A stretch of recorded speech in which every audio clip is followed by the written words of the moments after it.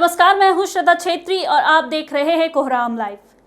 14 साल की एक मासूम के साथ सितम ऐसा कि 2 बार छली गई। एक बार प्रेमी ने अपने जाल में फांस कर सामाजिक अपमान का दंश दिया, यौन प्रताड़ना की, शारीरिक अत्याचार किया। दूसरी बार तब उसके सपने तार तार हो गए जब समाज के ठेकेदारों ने ही जबरदस्त दबाव बनाकर उसका बाल विवाह करा दिया।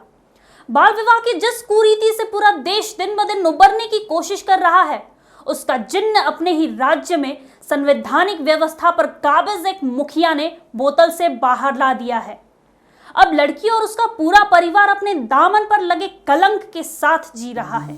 बर्बाद हो गई मासूम सुनीता की जिंदगी। 6 महीने तक हुआ यौन शोषण। पंचायत ने करवा दी नाबालिग की शादी। यातनाओं को याद कर सिहर उठती है सुनीता। अभी हरे हैं शरीर और दिल पर लगे जख्म। सुनीता खूंटी में अपनी रौ में जीने वाली अल्हड़ लड़की थी।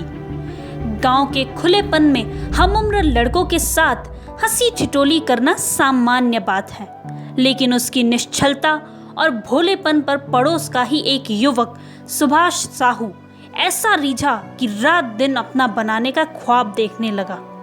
सुनीता भी उम्र की ऐसी दहलीज पर थी कि सही गलत का निर्णय नहीं कर सकती थी। सुभाष ने उसे प्रेम का वास्ता दिया, अच्छी जिंदगी के सब्ज बाग दिखाए और कमसिन बच्ची को अपने जाल में फंसाकर एक दिन अपने गांव भगा ले गया। बहलाया फुसलाया, उसके बाद में बोला कि हम पढ़ाएंगे करेंगे, फिर अपना गांव ले गया। पहले तो अच्छा ही था, उसके बाद में मारने पीटने लगा। तो हमें मम्मी लोग को कॉल किए, बताए कि यहाँ है बोल के। उसके बाद में पापा फिर गए, उसके बाद में हमको लेके लाए। वो अपनी गरीबी और किस्मत को कोसते हुए घुट घुट कर जी रही थी। इसी दौरान उसकी मुलाकात सुभाष साहू से हुई। सुभाष उसी के पड़ोसी का रिश्तेदार था जो अक्सर वहां आया जाया करता था। सुभाष ने उसे शादी करने का वादा किया और फिर 10 फरवरी 2019 को वो चुपचाप सुनीता को लेकर गांव से भाग गया। एक लड़का आया था यहाँ पर और रहता था, उसके बाद में जबरन उठा के ले गया।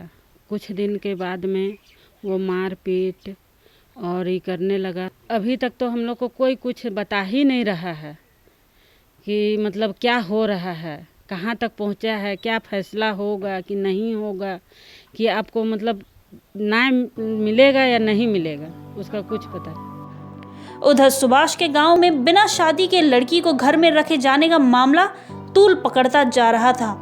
तब इसका रास्ता निकाला गया। मुखिया और गांव वालों की मौजूदगी में 13 फरवरी 2019 को नाबालिग सुनीता की शादी कराई गई। बाकायदा एक बॉन्ड पेपर तैयार किया गया जिसमें 14 साल की सुनीता, सुभाष दोनों के माता पिता और कुछ ग्रामीणों ने हस्ताक्षर किए। इतना ही नहीं, मुखिया ने भी नाबालिग की शादी से संबंधित कागज पर अपने दस्तखत किए। घर का सारा काम उससे कराया जाने लगा। सुभाष और उसके माँ बाप अक्सर उसके साथ मारपीट करने लगे।